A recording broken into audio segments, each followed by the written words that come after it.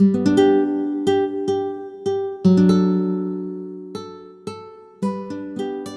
the summer, we in the UK have been going through a period of some political turmoil, some questioning in our public life. It all, of course, flows out of the referendum which took place in June and the decision to withdraw from the European Union. All sorts of debate and discussion has been going on. We don't know what the implications might be for any of us. I was, for example, in conversation recently with some bishops from the Church in Ireland, and some of them have dioceses which straddle the border between the Republic of Ireland and Northern Ireland. They're wondering what the implications might be for them if there's any kind of hardening of that border. How will they carry out their pastoral responsibilities? How would the life of the Church be affected? How would the mission of the Church be affected? So we don't know what the implications might be for any of us. I was privileged during this summer to spend a certain amount of time actually not in Europe at all, but visiting our partner dioceses in Africa. It's always a huge joy to me to be able to do so. I find it challenging, I find it stimulating. I love being alongside my fellow bishops there and hearing about some of their concerns. And I was aware while I was there that these matters which concern us in Europe look rather different from there.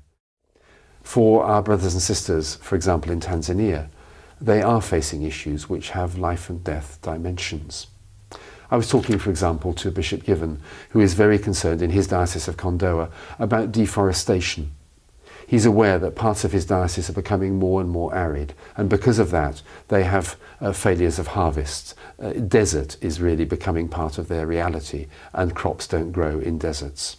You may recall that last year we had a particular appeal across our diocese, and people were amazingly generous in providing financial support so that Bishop Given was able to purchase grain to feed the clergy and their families, to feed the congregations, and indeed for the congregations to offer food to the wider communities.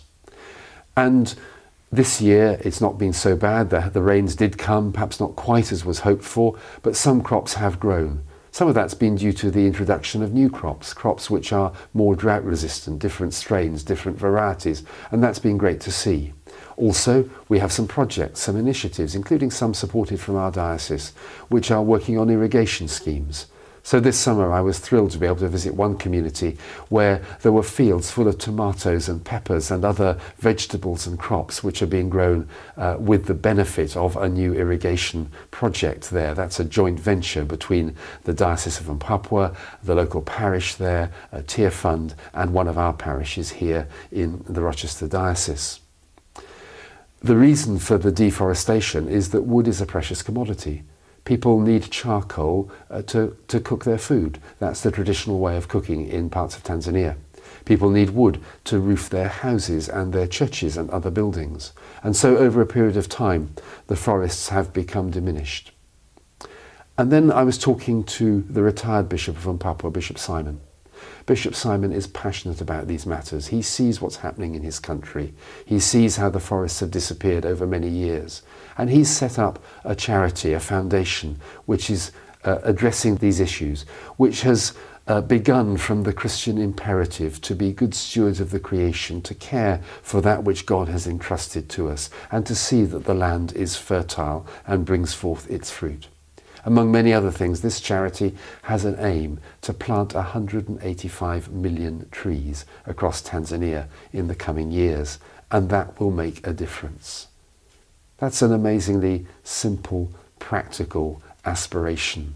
And I pray for Bishop Simon, and I pray for the others of our brothers and sisters in Tanzania, that they will be enabled through the support of others and through their own efforts to reach this aspiration, because planting those trees will make a huge difference. Bishop Simon is retired, he's an older person now. He probably won't live to see the fruition of this, but he's doing something which is an investment in the future.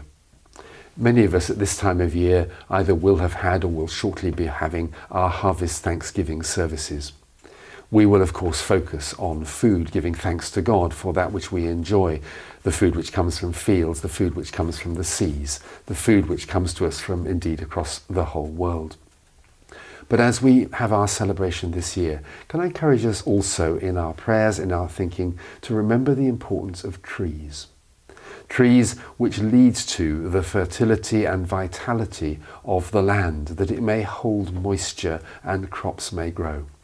And to pray for our brothers and sisters in Tanzania and in many other parts of the world, that they will be enabled to reforest their land and thereby enable themselves and their successors to feed themselves, to feed their families, to feed their communities, to feed their nations, thereby fulfilling God's command, God's intention that we should be fruitful and that we should be good stewards of that which is entrusted to us.